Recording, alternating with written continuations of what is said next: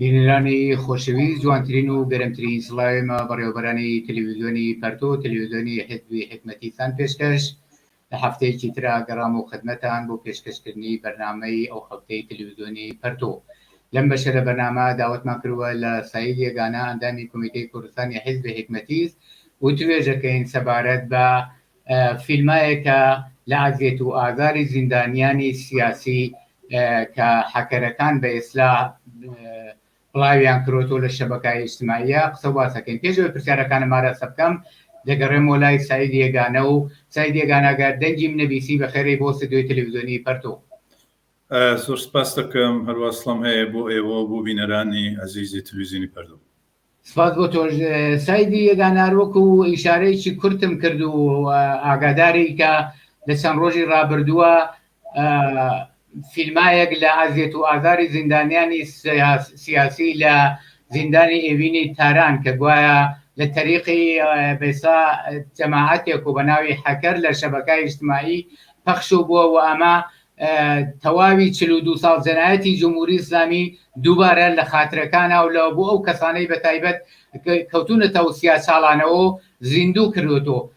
بەڕای ئێوە داستان چییە؟ چۆنە لەم شەرایەتە ئەم شتاکرێ؟ ئایا پێشتر سابقەی نەبووە؟ تۆ ئەم مەسەلە چۆن دەبینی؟ چۆنە لەم شەرایەتەدا دوای 42 ساڵ شتێکی ئاواکرێ؟ بەڵێ هەروە کە تویشی شارت پێ کرد، چەند ڕۆژنەوە بەر فیلم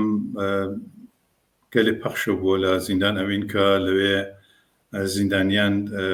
بەرحاڵ کوتەکاریە کردگەن، تۆهی نەکردن لەلایەن زیندانبانەکانەوە.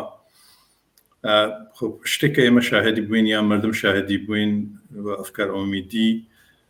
حقیقەتەوەیە کە قەترێک زۆر زۆر چکۆلەیەک لە دەریایەک وەحشەت کە جمهوری ئیسلامی لە 42 ساڵ لە زیندانەکانیە حاکمی کرد بەسەر زیندانیگەر سیاسیە.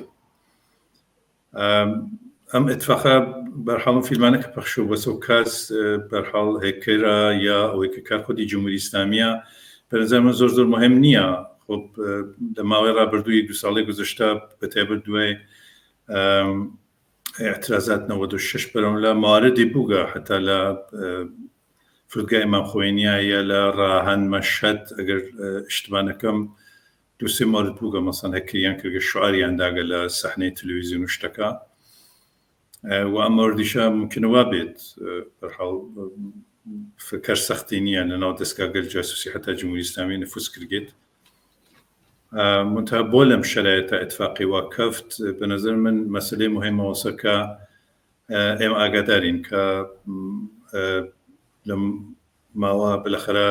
یەکێ لە قاتڵین جوانەکان لە دەهەی 67 کە لە زیندانەکان جمهوری ئیسلامیە هەزاران زیندانی قەتڵعام کردیان، یعنی بدون محاکمە ئیعدام کران و ڕئیسی کە ئیسا ڕئیس جمهورە ئەو سەردەما ڕئیس هەیەت مەرگ بوو تەک نەیری و تەک باقی جنایەتکارتر گەل جمهوری ئیسلامیە.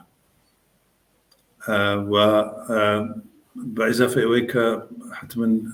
بەرحاڵ بینەکان تەلەڤیزیۆن پەردەوە ئاگادارن کە ئێستایەکی لەو جنایەتکارانە بەناو حەمید نووری کە لە دەهەی 67 حاودەست بێسڵا ئەم جنایەتگەلە بووگە لە پاڵ ڕئیسی و باقی سەران جمهوری ئیسلامیە کە زیندانەکانیان شکنجا کرد و بێسڵا هەزاران زیندانیان ئیعدام کرد. ئیسا لە دادگاگەر سوێ داخلیکە محاکمە کردێت و بە ئیزافەکەی ئەوزا ئێرانیش متحوڵە. لەخرە ئێمە شاهد اعتراضاتێکی زۆر وەسیع، نەفرەتێکی زۆر وەسیع لە جمهوری ئیسلامی مەجموعەی ئەم مەسائلە لە سەرجەم دیتەبانیەکەوە بە نەزەر من کاری خودی جمهوری ئیسلامی بێ هەکرەکان بێت هەدەفیانەوەسەکە بێسڵا جەنایەتی کە 42 ساڵ زیندانەکان جمهوری ئیسلامی کردێت گەرەکیانە تەقلیلی بدەن، گەرەکیانە بوچک نیشانی بدەن کە گوایە لە زیندانەکان جمهوری ئیسلامی شکنجە نەکریاگە، ئەعدام نەکریاگە، ئینسانەکان لە ئازار شکنجەگەر ڕۆحی و ئازار جسمیە و واداریان نەکردگە ئەلێ خۆیان قسە بکەن و 1001 جنایەت کرد کە لە ئەوڵێک ڕۆژێک کە جمهوری ئیسلامی گەیشت بۆ قدرەت تا ئیمڕۆ لە زیندانەکان جمهوری ئیسلامی گوزەریاکە گەرەکیانێکن و خودی دەوڵەتیشی ئەعلامی کردگە کە ئێمە ئەو کەسانگەلە کە ئەم زەخت و زۆریانە کردەوە یا زیندانیان کوتەکاری کردەوەمانە ئیخراج کراگەن گەرەکیانە ئەمانە تەقلیر بدەن و هینی کەن وەست منتسبی کەن بەسان تعدادێک چوزانم زیندانبان یا سەرواز یا بەرحاڵ کەسانگەری کە لێنە لە زیندانە وجودیان هەست و بەرحاڵ بۆ خۆیان سەر لە خۆ ئەو کاراکەن ئەمەسان ڕەتی بە خۆی قزایە و نییە ڕەتی بە سیاست زیندانە و نیوە ڕەتی بەمەوە نییە کە 42 ساڵ زیندانەکان جمهوری ئیسلامی چ وحشەتێک بەئسڵا بەرقرار بووگەوە هەزاران ئینسان لە ژێر شکنجا کوژراون گەرەکمە بێژم مەجموعەی ئەم فاکتۆرگەلە گەرەکی جمهوری ئیسلامی نیشان بەر کە لە هێزانەکان جمهوری ئیسلام هیچ اتفاقی نەکردکە لە سورەتی ئەگەر هەڵگەڕێنەوە بۆ گوزەشتە و ئیمڕۆ هەزاران مەدارک هەست لە جەنایەتێکە لە زیندانەکان جمهوری ئیسلامیە ئێمە هیچ واتەفکردمان ناچێتەوە کە زیندانیان حتا تجاوز پێکرد وەی کە واداریکەن بە ئیقرار وەی کە واداریکەن کە قسە بکە واداریکەن ئەلێ خۆی قسە بکە ئێمە هیچ وەختە بیرمان ناچێتەوە کە زەهرا کازمی کە یەکێ لە خەبەرنگارگەر کانادا بوو چۆ بۆ ئێران بە دەستور داستان ئەو ئانەی جمهوری ئیسلامی بەناو گەر ئیشتمانەکەم بەناو مرتەزەوی کە بە دەستور ئەو لە زیندانەکان کەریزە کارگەر لە بیرمان بێ لە احترازات 88 دەها کەس دیش شکنجا کوشان لێنە و ستار بەهشتی کە لەژێر شکنجا کوشیان و هەزاران زیندانی کە لە دەهەی 60 زمانی کە جمهوری ئیسلامی بە قودرەتگەی حتا تجاوزیان نەکرد ئەگەر لە بیرمان بێ ئەو دەمە کەسێ بەناو مەکارم شیرازی کە یەکێ لە بنیامگەر مهم جمهوری ئیسلامی وتی حتا ئەگەر لە زیندانەکانە تجاوز بکرد کە واداریان کە زیندانی بە ئیقرار هیچ مانعی شەرعی وجودی نییە گەرەکمە بێژم ئەم جەنایەتگەرە لە زیندانگەر جمهوری ئیسلامی ئەگەر بە فرە گوزەشتەی هەڵ نەگەڕینەوە مەگەر ئیسماعیل بەخشی یەکێ لە فعالین کاریگەری لە هەفتە مەگەر لە شێر شکنجا واداریان نەکرد عەلەی خۆی قسەکە مەگەر سپیدەی قەلیانیان شکنجە نەکرد مەگەر ڕزا شەهابیان شکنجە نەکرد لە زیندانە مەگەر هەزاران زیندانی لەژێر شکنجا وەک ستار بەهشتی لەسەر شکنجەوە نەمردن لەژێر دەست ئەم جەنایەت کارگەلا گەرەکمە بێژم کە اتفاقی کە ئیمڕۆ کەفتکە هەروە کە ئیشارەم کرد قەترێکی زۆر چکۆرە لە دەریایەکی ڕەش و وەحشت بووگە کە لە 42 ساڵی گذشتا لە زیندانەکان جمهوری ئیسلامی لە زیندان قەسەر حەسارەوە بیگرێتە ئەوین و تا کە هەریزە کە لە اعتراضات 88 دەها کەسیان لەژێر شکنجا کوشت تا ئەمڕۆ کە جمهوری ئیسلامی هەر سەر قودرەتە ئەم سیاسەتە ئەم جەنایەتگەلە ئەم وەحشیگەریە لەلایەن زیندانبانەکان جمهوری ئیسلامی و عەلەی بەخصوص زیندانگەر سیاسی ئجرا بووگە کەماکان ئیجرا ئەوێت کەماکان لە زیندانەکانە ئەم جەنایەتگەلە هەر ئیدامێ هەست و وجودی هەست و ئەوەی کە ئەمڕۆ لەم شرایەتە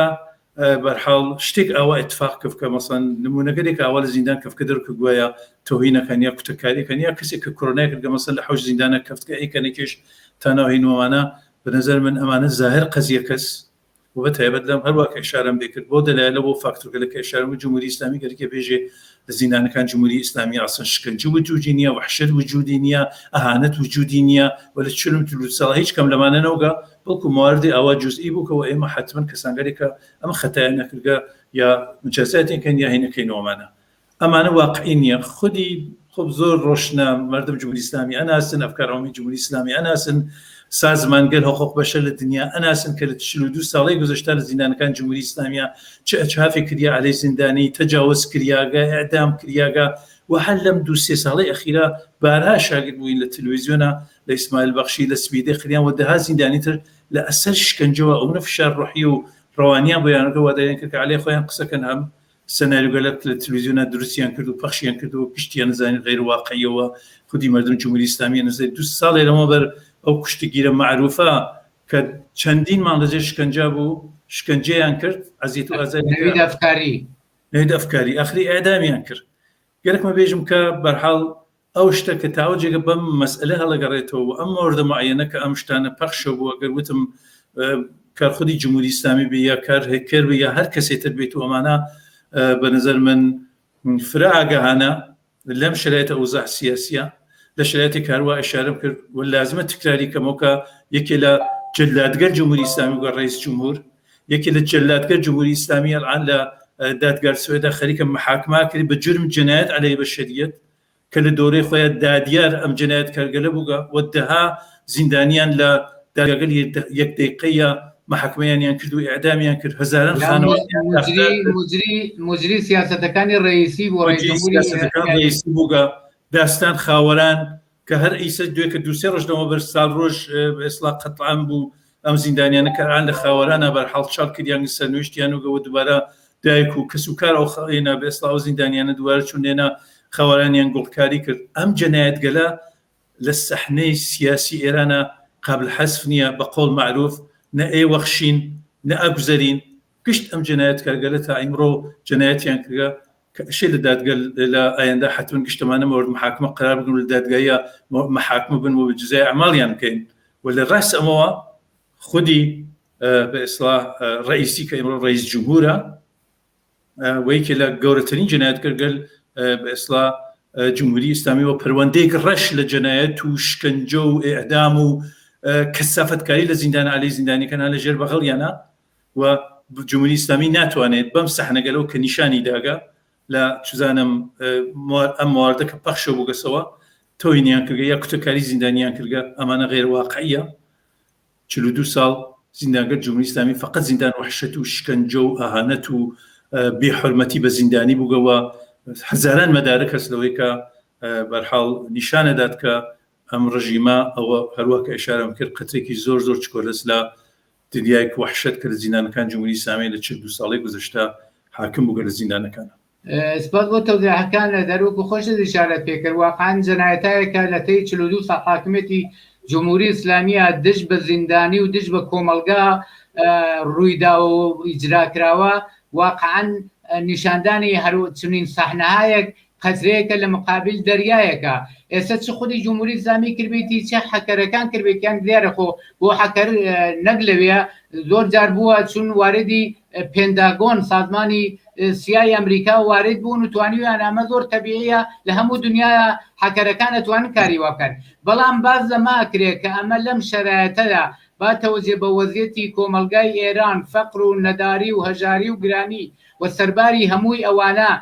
کوشت و کوشتارێکە کۆرۆنا بەهۆی سالنگاری و غیرە مەسئولیەتی جمهوری ئیسلامی لەو کۆمەلگایەگرێ باز لەوا کرێت کە ئەم سەحنانە لەم شەرایەتە بۆ ئەمە دروست کراوە جاچە حەکەر کردبێتی چ جمهوری ئیسلامی بۆ ئەوەی ئەفکاری عمومی لەو واقعیەت و ئێعترازە لا بەرن بخەنە سەر ئەم ڕێیلا ئەمە بەڕێی تۆ چەندێک واقعیە ئەتوانێت ببێت بە نەزەرمە بەلەخەرە جمهوری ئیسلامی لەم ئەوزاع ئەحواڵ سیاسیە کە بەلەخەرە ئێعترازاتێکی زۆر وەسیع نفرەتێکی زۆر وەسیع لە جمهوری ئیسلامی وجودی هەست و هەرعان ئەم ئێعترازات ممکنە دووبارە شکل گرێ بە شێوەگەرتێ دووبارە دەست پێ بکاتەوە خۆ جمهوری ئیسلامی تەلاشەکات لە هەر تەرفەندە ئیستفادا کە بەلەخەرە ئەفکار عمومی منحرف کات بیبات بەرەولایەکی تر بەلەخەرە جامعەت پێ مەشغوڵ کات هەروەکە کارێکی کرد بە کۆرۆنا ئەو بارها لەم تریبۆنە باسمان کردگە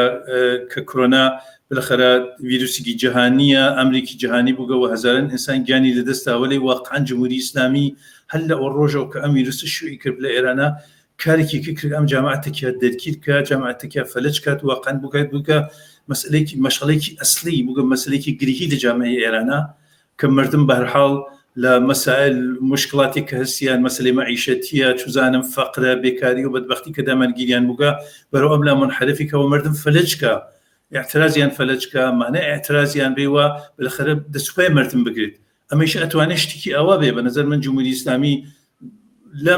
لەم بابەت کە لەو زەرفێتێکی زۆر زۆر باڵای هەیە زۆر زۆر گەورەی هەیە بۆ ئەیکە چوزانم ئەوان فەریبیکە بۆ بە شێوەگەر مختلف بالاخره ئەم جامعە سەرگەر کاتوە لە مەسائلگەر ئەسلی ئەو جامعە مەسائلگەر گرنگی ئەو جامعە یا مەسائلگەر جاری ئەو جامعە منحرفی کاتومانە ئەتوانێت ئەمە ببێت منتها لە قسێ بەش ئەوە قسەکانیشمە ئیشارەم پێ کرد خب مەسائلگەری فاکتورگەری تر هەروە کەوتم مەسەلەی چوزانم ئەم ڕئیس جمهوری خودی ئەم قاتڵ سەبەک ڕئیسیە ئەو اتفاقاتس کە لە سوێدا کەفکە یەکی لەو جەنایەتکە خەریکی دادگایەکەن و بە ئێزافەی بەرحاڵ مەجموعەی مشکلاتر کە لەو جامعە وجودی هەست ئەتوانێت گشت ئەمانە بە نظر من دلیلی بێ بۆ ئەوەی کە تەلاشەکەن بەم شێوە ئیسلاح منحرفی کەن جامعە وەری بە نظر من هەر کار خودی جمهوری ئیسلامی یا بە قەوڵەکەی تۆ هەکە بە یا هەر شتێکی تر بێ بە نظر من گەرەکیانە هەدەفیانەوەسە لە پەخشی ئەم فیلمانە ئەساسەن به نظر من ئەوەسەکە بە هەر حاڵ ئەو اتفاقاتە کە لە 42 ساڵ گذشتە لە زیندانەکان جمهوری ئیسلامیە کە لە شکنجە و بە هەر حاڵ ئەو شتانە کە ئشارەمان پێکرد و لە قسەکان قبلی ماوانە گەرکیانە تەقلیلی بدەن کە هەشی بدەن کردگای لە زیندەکان جمهوری ئیسلامی اتفاقی شکنجە نییە، ئەزیەت و ئازار نییە، تۆهین نییە، تجاوز نییە، هیچ کەم لەمانە نییە، بەڵکو کەسان گەلێکن سەرخۆرن لێنە مەسەن دانەی پاسدار یا دانەی سەرواز مەسەن چزانم کوتەکەری زیندانیەکە یا ئەی کاتە کێشیە تۆهینی پێکات. بنظر من دەی لە ئەسلەکەی ئەوەسە با تۆجە بە ئەوزایەکە ئایساس وتە مەسەلەی انتخابات و خۆمان دیمانیت لە انتخاباتە چێ اتفاقی کەفت مردم وەسیعان لە انتخاباتە شرکەتیان نەکرد، دوایەوە اعتراضات حەفتەپا، اعتصاب نفت و مجموعی اعتراضات و ناڕزایەتی و نفرەتی کە لەم وجودی هەست. بنظر مجموعی ئەمانە ئەتوانێت دەلایل بێ بۆی کە لەم شەرایەتە بەرحاڵ فیلمانە پەخشە بێتەوە گەرەکیانە منحرف بکەن، گەرەکیانە تەقلیل بدەن و بەرحاڵ ئەو اتفاقات و جەنایەتەکە لە زیندانەکان جمهوری ئیسلامی هین کردگە زەعیف نیشانی بن، بەرحاڵ تەقلیلی بدەن بە کەم و سپاس بۆ تۆگەحەکانت. سای دێگانە دیارە سەرانی ڕیز و دروستی جمهوری ئیسلامی دیارە منکری قەتڵ و کوشتار و زیندان و شکنجە و ئەسید پاشی و دەیان و سەدان و هەزاران مەورد کە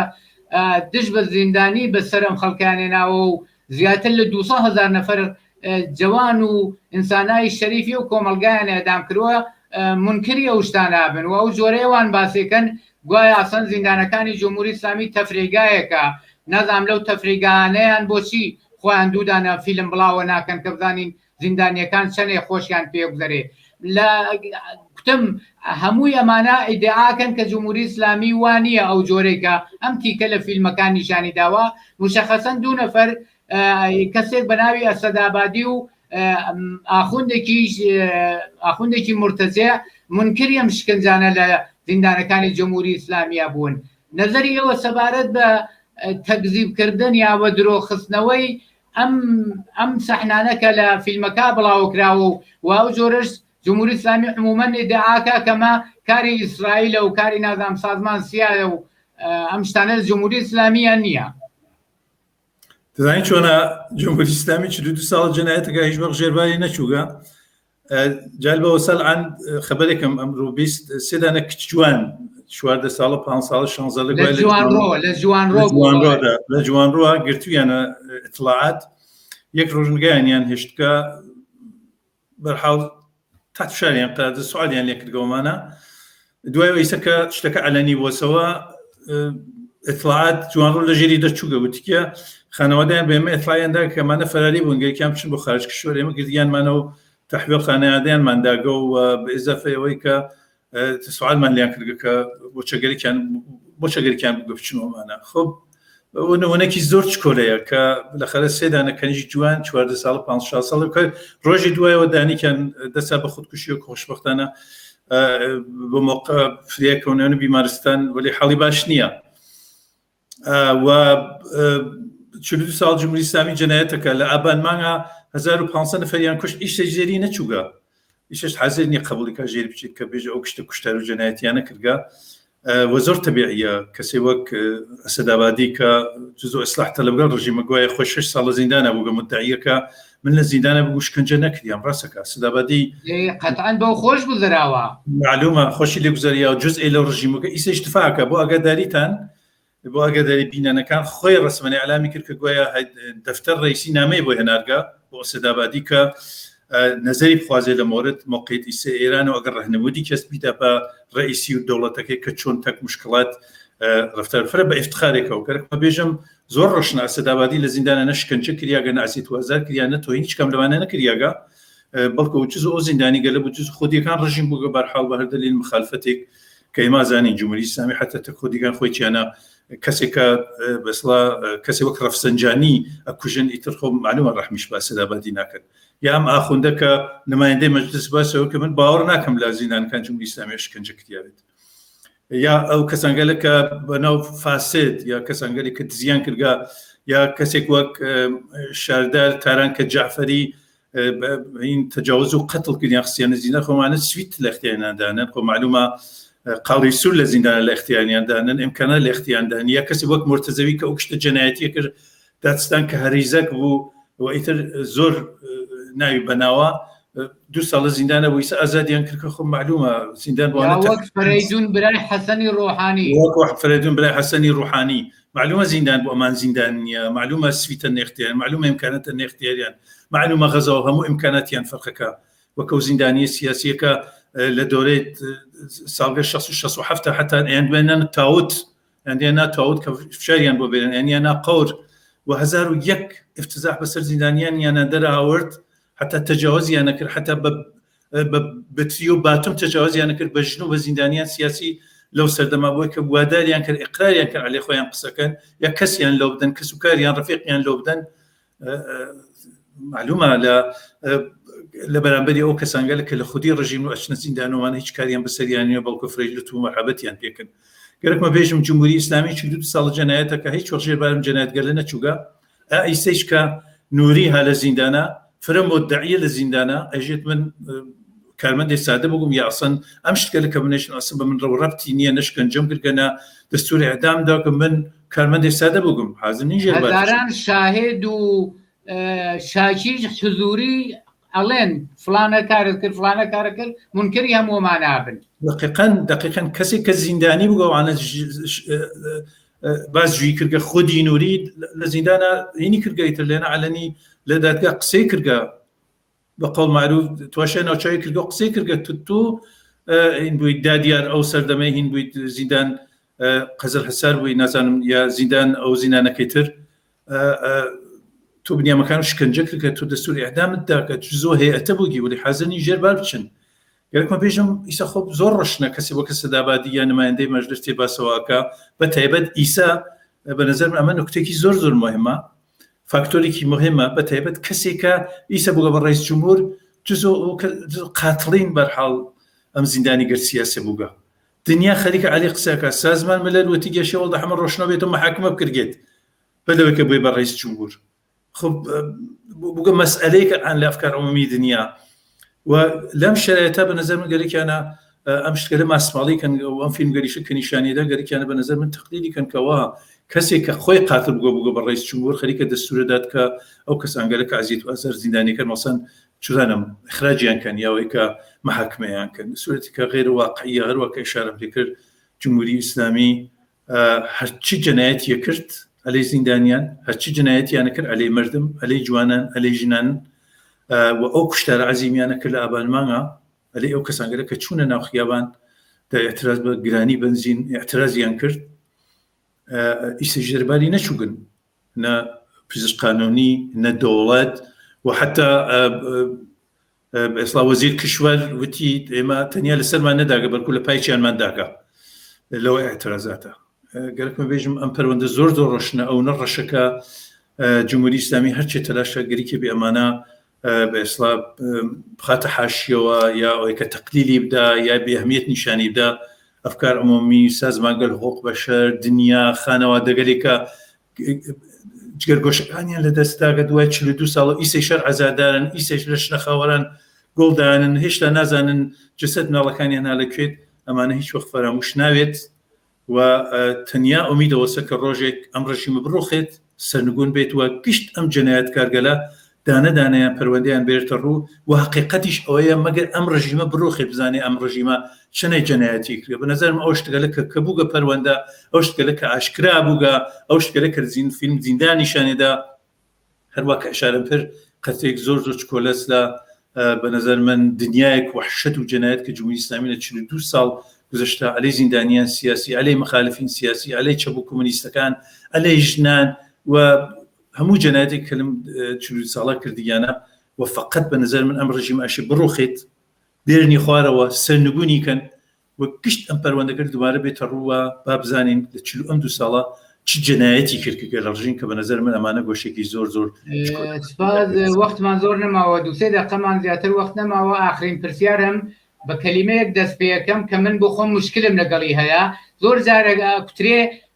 زۆر ئەم زیندانیانە بێگوناحن ئەسن من فەرزمەوەیە گوناحیشیان کردبێ سەزاواری ئەم شکنجە و بەرخوردە غیرە ئینسانیانە نییە دەکرێت گوناحێکیان کردبێ جۆرێتر ئینسانی بەرخوردیان پێ بکرێ دەرنەتیجە ئەمەوێ مە بڵێم دەیان و سەدان و هەزاران زیندانی بەهۆی نەقدێک و بەهۆی ئینتقادێک و بەهۆی داخوازی و ئارەزوەکانی خۆیان لەو ڕژیمە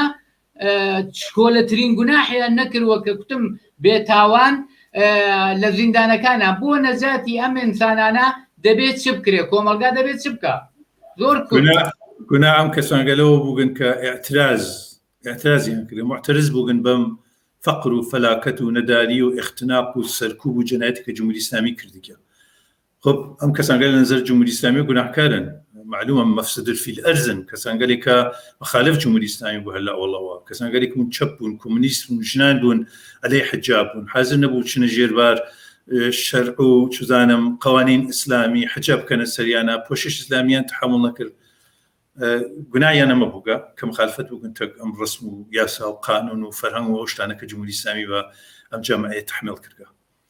گوناح سپیدەی قلیانەوە بوو کە لە ئاعترازات هەفتەفە دفاعی کرد گوناح بەخشی ئەوە بوو کە وەکو کارگەری معترز بوو بۆی کە کارگەر استثمارە کردی بۆی کارگەر حقوقی ژێرپانەرگی بۆی کارگەر حقوق و نییە بۆی کە دەستمۆزی کەمە بۆیە کە فەقر فرس بۆی کە زندگی نییە ئاسایشی نیە ڕفاعی نییە گوناح ئەم بنیامگەل ئەوە بووگە بۆی جمهوری ئیسلامی شکنجەیانی کردگا ئەعدامیانی کردگا 2001 جەنایەتی دەرهەقم زیندانی گەلە دەرهەق مخالفین سیاسی خۆی کۆمونیست چاپ ژن بە ئێسڵا ئەنجامی داگا هیچ ڕێگەیەک نییە جزەوەی کە ئێمە بارها خۆ لەم تەلیفۆنەوە باسمان کردگا تا زمانێک کە جمهوری ئیسلامی هەست فەقر هەست بەدبەختی هەست جەنایەت هەست شکنجە هەست زیندان هەست واروە کە ئیشارەم پێ کرد ئەو شتگەلە کە ئەو فیلمگەلە کە عەلەنی بۆسەوە گۆشێکی زۆر چکۆلەست لەم جەنایەت گەلە هیچ ڕێگەیەک نییە جزەوەی کە بەلەخەرە مردم تەلاشکەن هەروە لە 3-4 ساڵی گذشتە تەلاشیان کردگا هاتکردنە خیابان اعترازیان کردگا اعتصابیان کردگا درستە گشتمان لەسەر مەسەلەی معیشەت بووگە مەسەلەی دەسم و غیرە و غیرە ولی حقیقەتەوەیە ئەگەر بنیا مقدارێ بەئێسڵا بنەڕەتی تواشیان قەزیاکە نفرەتێکە کە لەم ڕژیمە هەست اعترازیان هەست بە وجود ئەم ڕژیم و گەرەکیان سەربەتەنیەوە نەمێنێ هیچ ڕێگەیەکی نییە عەلارەغم هەر اعترازێک کە دایسە کریاگە خب لە ئەسەر فشارەوە بەلەخەرە جمهوری ئیسلامی وادار بوو گەڵان مەسەڵەن سپیدەی قلیانی بۆ چەند ڕۆژ مەرخەس کردگا یا فلان زیندانی مەرخەسی پێدا لە ئەسەر فشارە و ئازادیەکە اعترازات و ناڕزایەتی خانەوە دە و کەس و کار و بەرحاڵ فشارێک سیاسی کە لە خوارجا ماوە خەریکەتی بەلەخەرە جمهوری ئیسلامی وادار بوو کە مقدارێ شتکە لە کاهش بدا وادار بوو کە بەلەخەرە زیندانی ئازاد کە مەرخەسیان پێ بدا